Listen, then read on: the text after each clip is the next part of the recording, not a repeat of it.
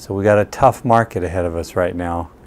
A lot of farmers out there are having challenges getting break even this year, and we'll have to work through some pretty serious issues from a break even perspective to make sure that we're viable going into the future. Keys to this are, first of all, our outlook.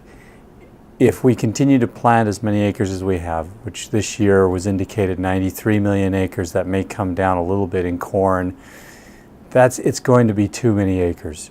The probability of breaking $4 at normal historic weather patterns is probably less than 25%. Going forward year over year, if we continue to build stocks, that actually continues to go down a little bit.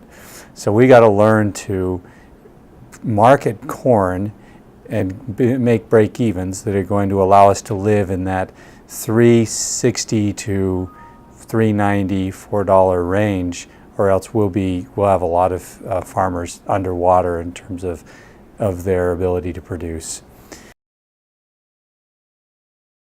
What can we do? Main things: land costs. Land costs need to come down. Right now, it's running somewhere in the 140, high 140 per bushel to 150 or so. That's got to come down. If we can negotiate it down into the 120s to 130, that's where it will need to be, because long term, input costs are not likely to come off that much. Equipment has already been cut back pretty dramatically, and so there's maybe not a lot more room to go there. But there's opportunity in some of the inputs, but we can't cut back too much on them going forward. So land cost is really the big issue that we have to deal with. And the other is look at opportunities in the market. This is going back to how it was pre-2008, where you get the opportunity to market, you need to take those opportunities and lock in, and maybe not even lock in just this year, but looking out and see if you can start putting in some margins further out into the process.